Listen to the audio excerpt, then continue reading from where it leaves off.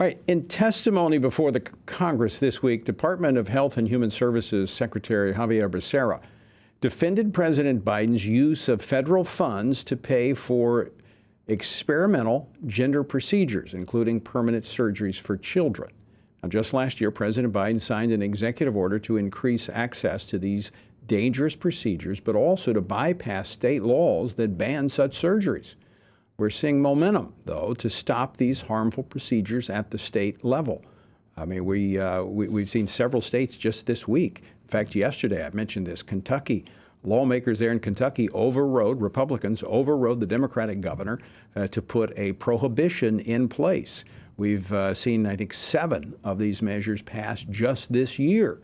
Well, this comes even as the federal government is doubling down, in some cases, violating state laws. Joining me now to discuss this is Congressman Andy Harris. He's a doctor. He is a member of the House Appropriations Committee, co-chair of the House Pro-Life Caucus, and a member of the GOP Doctors Caucus. He represents Maryland's 1st Congressional District. Congressman Harris, welcome back to Washington Watch. It's good to be with you, Tony. So first off, you led the questioning of Secretary Becerra on this topic at the appropriations hearing this week. And frankly, I want to thank you for pressing him on this, but he really didn't answer your question.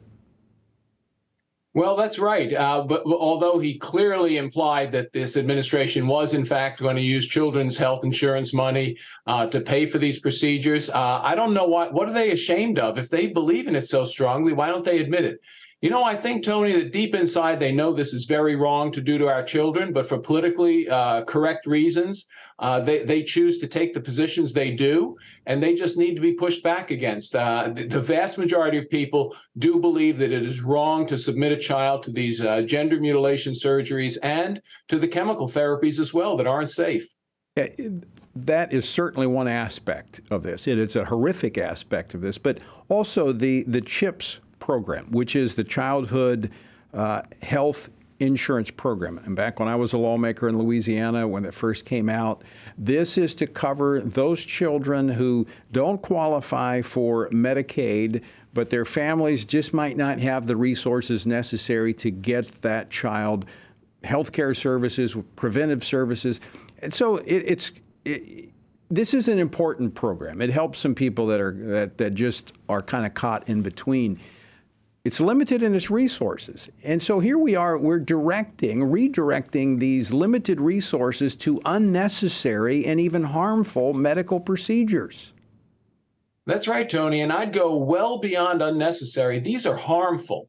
The bottom line is these are not reversible procedures. You can't, in many cases, reverse the effect of Lupron, the medication you give to stop puberty, the puberty blocker. They cause permanent damage, tens of thousands of adverse events reported to the FDA with the use of that drug. And yet the administration insists on using those precious Children's Health Insurance Program dollars instead of paying for what is necessary and what is safe. They pay for this unnecessary and honestly harmful procedures. All right. Andy, you're a medical doctor. Now, we have seen European countries reverse previous decisions on these experimental treatments. They're moving away from them. And of course, you know, when you look at Europe, they're much more liberal than we are.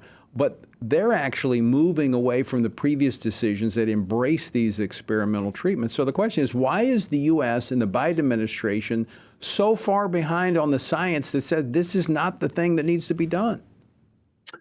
Tony, it's because this is not about science. This is about politics.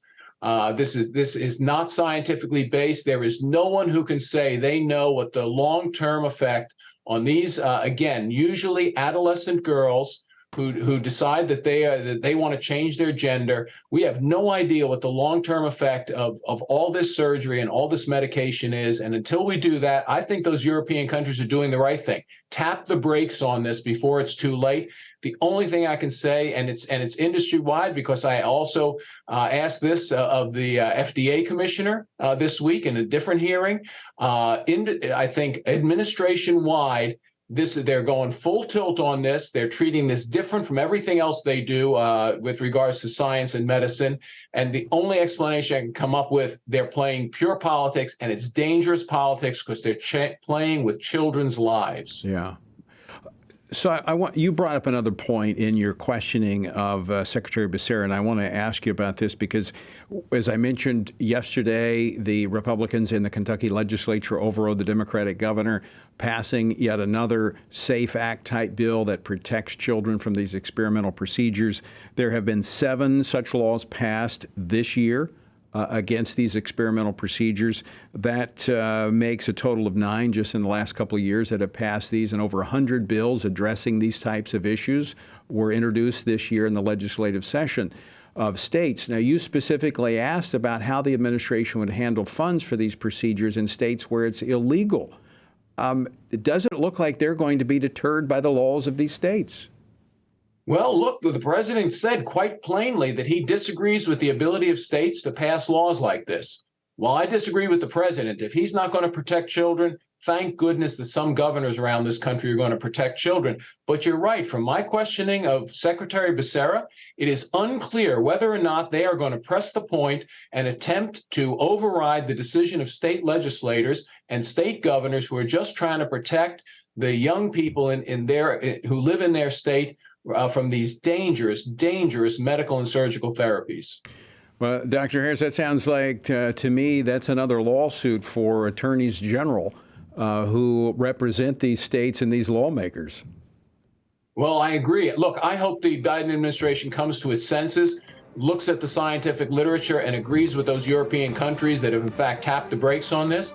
But if they're unwilling to do it, then these attorney generals are going to have to be willing to stand up to this administration. Again, this is for our children, especially for our adolescent girls who are disproportionately affected, again, by this epidemic of gender dysphoria. Yeah, it's a social contagion. Dr. Andy Harris, always great to see you. Thanks so much for taking time to join us today. Thank you, Tony.